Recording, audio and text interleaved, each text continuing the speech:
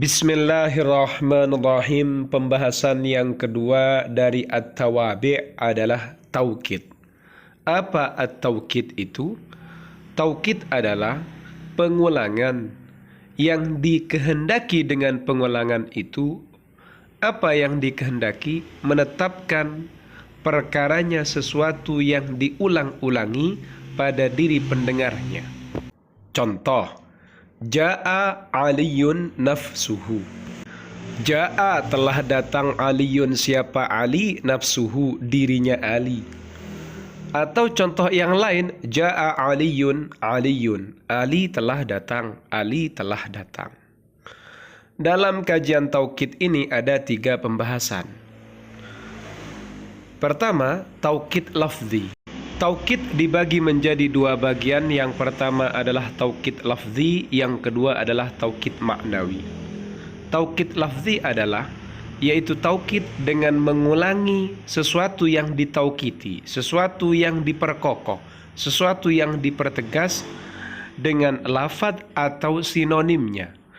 Baik sesuatu yang ditaukiti itu berbentuk isim zahir, atau berbentuk isim dhamir, atau berbentuk fi'il, atau berbentuk huruf, atau berbentuk jumlah.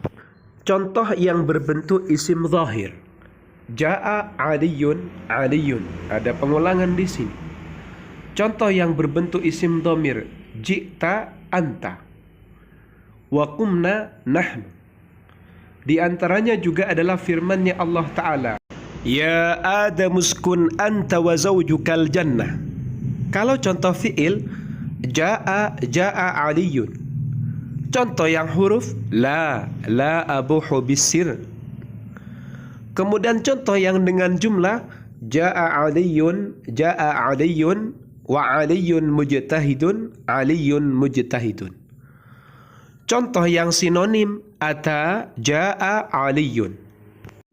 Faidah atau fungsi dari taukid lafzi itu adalah menetapkan sesuatu yang ditaukiti pada diri pendengarnya dan memantapkan, mengokohkan di hatinya.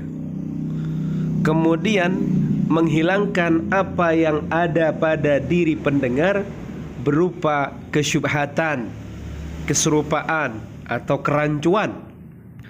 Karena sesungguhnya kamu, jika kamu berkata Ja'a Aliyun, jika mukhatab atau lawan bicara meyakini bahwasannya sosok yang datang adalah Ali, bukan selain Ali, maka engkau sudah cukup dengan hal itu. Tapi jika lawan bicara itu mengingkari atau nampak ada beberapa petunjuk kalau dia mengingkari, ada dalailul ingkar, indikator keingkaran, maka engkau akan mengulangi lafadz Ali itu sebagai bentuk menolak pada pengingkarannya lawan bicara, atau menghilangkan keserupaan yang tersaji di hadapannya atau nampak di hadapannya.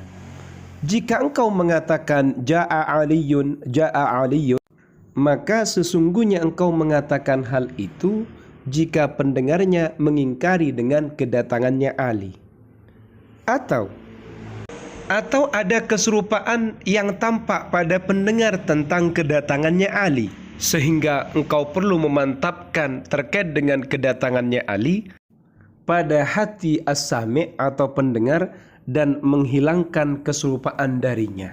Kemudian yang kedua adalah at-taukidul ma'nawi. Taukid ma'nawi. Apa taukid ma'nawi? Taukid yang dengan penyebutannya adalah menyebutkan kata an-nafsi, atau al-aini, atau jami'i, atau ammatin, atau kila, atau kilta, dengan syarat al-mu'akkidat, atau kata-kata penegas ini, kata-kata penaukid ini disandarkan kepada dhamir yang menyesuaikan pada muakkad, sesuatu yang ditaukiti. Contoh, Ja'ar rajulu ainuhu, Ja'ar rajulani anfusuhuma, Ra'aitul qawma kullahum, Ahsantu ila fuqara'il qaryati ammatihim, Ja'ar rajulani kilahuma, wal mar'atani kiltahuma, kata ainuhu anfusuhuma kulluhum. Dan juga pada contoh yang lain itu adalah kata-kata yang menjadi muakkidat. Muakkadnya mana? Kata sebelumnya. Kemudian syaratnya muakkid ini harus diidhafahkan pada dhamir yang sesuai dengan muakkad. Jadi muakkid itu sesuatu yang menaukiti, muakkad itu sesuatu yang ditaukiti. Paham ya? Kemudian apa faidah, apa fungsi atau manfaat dari at-taukid dengan kata an-nafsi dan kata al-aini? Ternyata faidahnya adalah menghilangkan kemungkinan terjadinya majaz atau terjadinya kelupaan, kelalaian pada satu kalam, satu redaksi.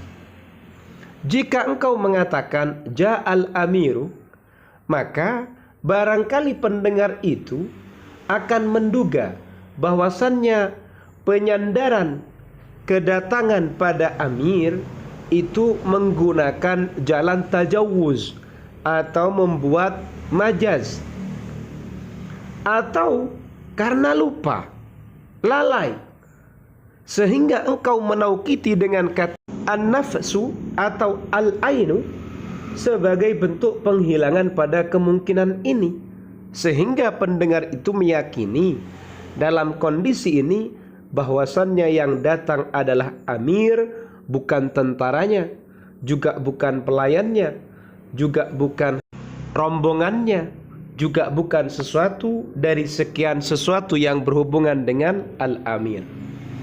Kemudian manfaat atau faidah taukid dengan kata kullun, jami'un, ammatun, itu adalah memberikan petunjuk atas al-ihatah, meliputi, dan asyumul, mencakup. Jika engkau mengatakan ja'al qaumu, barangkali pendengar itu akan menduga bahwasannya sebagian mereka telah datang dan sebagian yang lain itu mungkin terlambat dari kedatangan. Lalu kamu katakan ja'al qaumu kulluhum, ini tujuannya adalah menolak dugaan-dugaan atau asumsi ini. Oleh karena itu tidak boleh dikatakan ja'a aliyun kulluhu. Kenapa? Karena Ali ini tidak terbagi beberapa bagian atau la yatajazza. Jika engkau mengatakan aku membeli kuda kesemuanya, ishtaraitu al-farasa kullahu, benar. Kenapa? Karena kuda ini ia tajazza min haitsul mabi'. Dia itu terbagi-bagi, ada bagian ini kalau dilihat dari sudut mabi', komoditinya, komoditasnya. Kemudian manfaat, faidah, fungsi dari taukid dengan kila atau kilta adalah menetapkan hukum pada dua orang, dua hal yang ditaukiti secara bersamaan.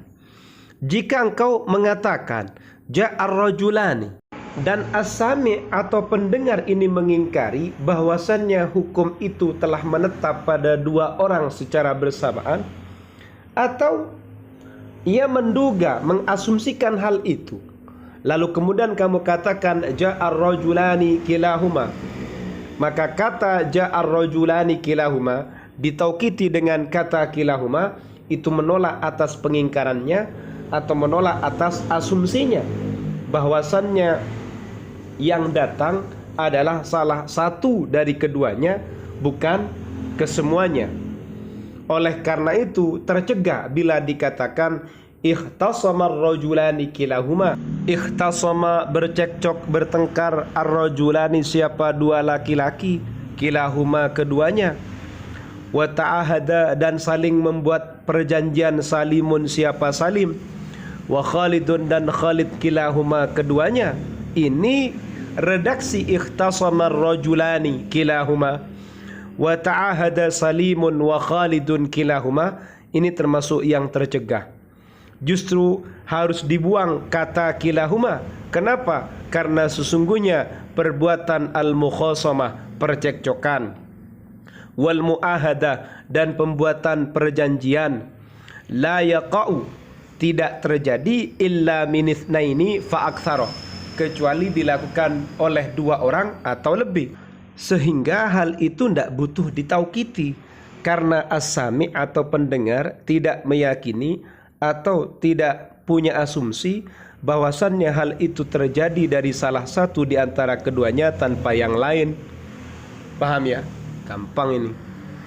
Untuk yang lain dilanjutkan sendiri, saya akan menjelaskan at-tawabi pada kajian berikutnya dengan tema at-tabi yang lain. Semoga bermanfaat.